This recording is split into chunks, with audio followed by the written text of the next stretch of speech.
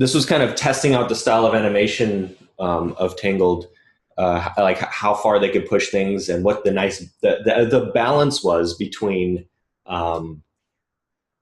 like pushing the characters too far. How much of it do you show? How fast does it happen on screen before you pull back?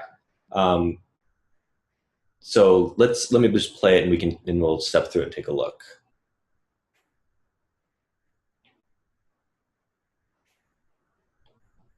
Really nice stuff. This is animated by Tony Smead.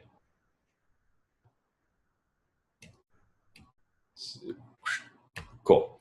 So there's a lot going on here. When it plays, you don't see too clearly what exactly is happening. It just feels right. At least I think so. But let's take a look. And I'm just going to point out the squash and stretch moments that's happening. So that right there, that's already a stretch, right? We're not literally stretching his arm. I mean, I'm sorry, we're not literally stretching the volume of his arm, but there's a stretch just in the shape of his arm. That reads really clear. That's a pull on him.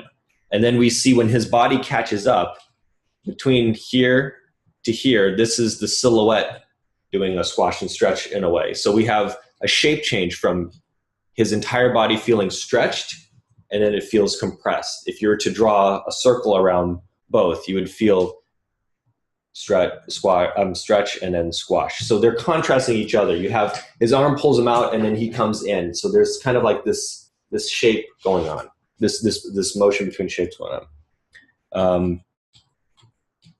And then we have this arm being pulled. Same thing happens to a lesser degree.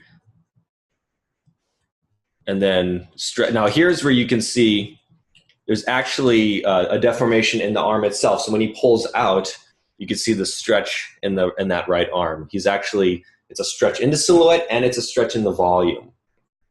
And you can see that everything in his body is starting to point in that direction. Look at the angle of his head, and then look at the angle of his body. You can see how they're both kind of pointing towards that. It feels like his body is being pulled. In fact, let me just draw that. So I just want to make sure.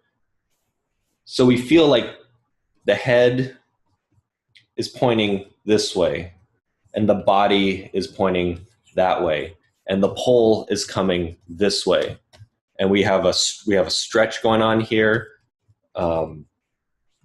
And it feels like the whole body is being pulled into that hand. So you're treating the whole silhouette like a shape that's being influenced by this action. The whole body is participating in this action. It feels like he's being pulled, and like the rest of the body is supporting that feel.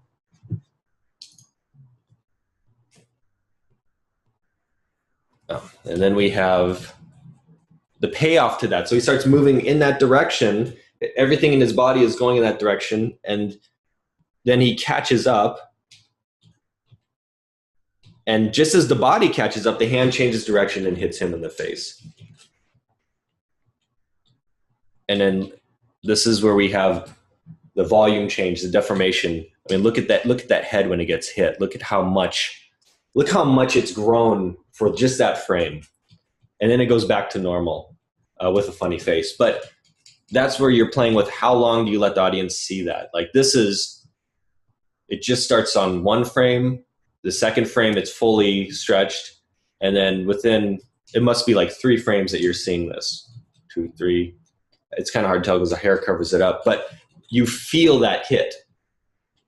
There's something about the character that feels fun, and it's that he's deforming like a cartoon, but he's closer to being a little bit more naturalistic than a normal cartoon. So it's writing that balance